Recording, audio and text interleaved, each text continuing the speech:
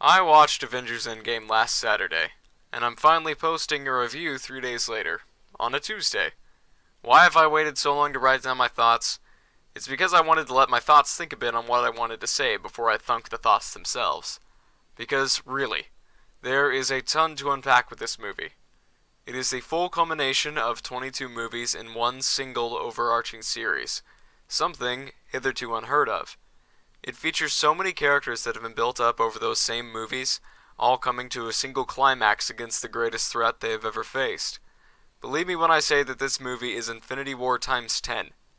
Because of all this stuff, it's a hard movie to pin down. But I'll give my thoughts to the best of my ability, and it's a spoiler review, so if you haven't seen it, click away. Everyone needs to experience this event for themselves, because an event it is. On exiting the movie, I did not like it as much as I thought I would. Now, we just had Easter, so crucifixions are not necessary, and no, I'm not a heretic. It was just so different from what I was expecting.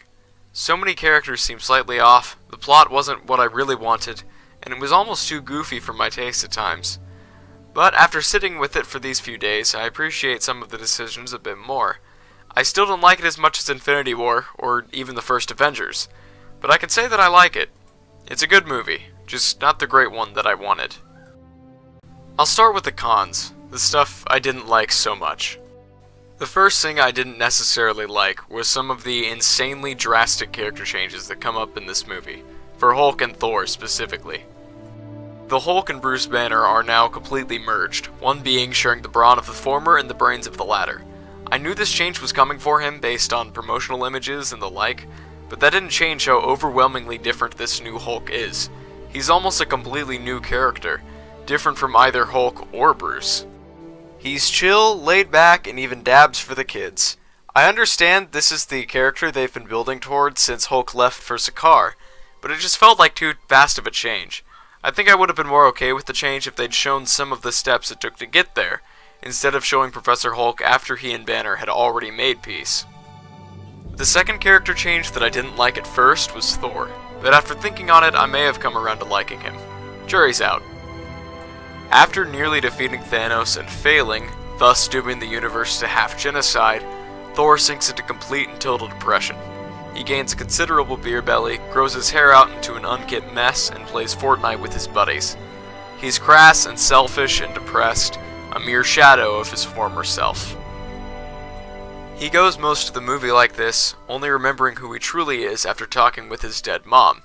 He becomes Thor again in time for the climax, but ends the movie believing himself unfit to be king, and goes off with the Guardians of the Galaxy. As Guardians of the Galaxy. Again, this was a character change that I was wholly unprepared for, and again it felt a bit like plot whiplash. But it does make complete sense. He's been through so much, he'd have to break at some point. And he does. Because of the sense I put to it later, it still isn't my favorite character decision, but I like it a lot better. Plot-wise, the time travel stuff felt very much like a time travel episode of a bad TV show, like The Flash. It felt like a greatest hits episode, full of goofy hijinks and jokes made at the expense of the past. I didn't love this, since it felt a bit off-tone after how grimdark Infinity War was, and even the beginning of this movie was. It felt a bit out of place. But again, that could have just been my expectations of what I thought this movie was going to be, versus what it actually was. What I liked, however, outweighs the stuff I didn't. The characterization of the remaining 4 OG Avengers, being Iron Man, Captain America, Black Widow, and Hawkeye, was spot on. All 4 characters were perfect throughout the movie, in my opinion.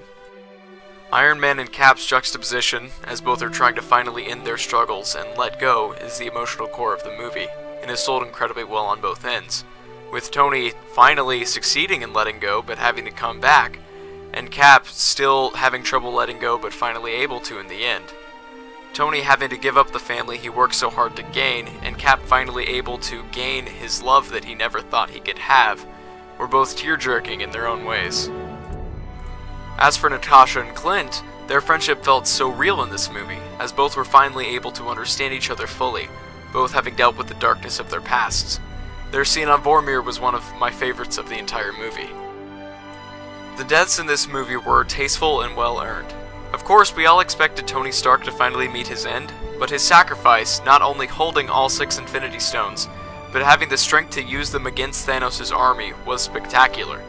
His funeral was another amazing scene, especially the pan around all of the Avengers at the service. Natasha's death was unexpected, but still inspired.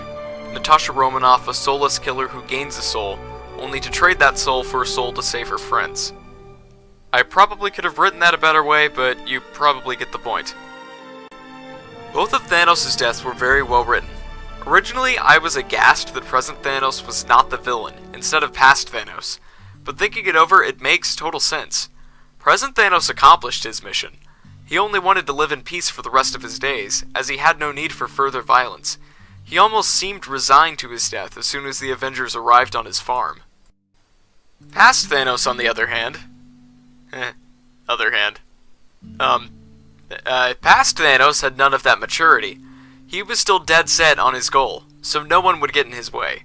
He and his army dying through the means he himself would use to accomplish his goals was a very satisfyingly ironic death. Even though I didn't quite like the time travel plot, the first and third acts were very good. The dusting of the Bartons was a great opening kicker, and the tone of absolute sorrow felt so real. That's kind of why I didn't like the time travel. The whimsy came out of nowhere. Anyway, once the Avengers return to the compound is when I do really start to like this movie. Hulk's re-snapping of the universe and Thanos' arrival are, of course, great scenes, but the battle against Thanos and the return of the Dusted is perfection. Cap holding Mjolnir especially. Cinematic gold. Speaking of which, this movie is gorgeous. So, really, I like this movie. It has some of my absolute favorite moments in the entire MCU, even though it's definitely not my favorite MCU movie by a long shot. I plan to see it again soon just to see if my opinion changes based on what I know to expect, so yeah. Obviously this is nowhere near my full thoughts on the film, I just wanted to get a review out for the almighty power of relevance. Like, I could talk about the return of the Dusted, especially, and, other things which I'm not thinking about at the moment.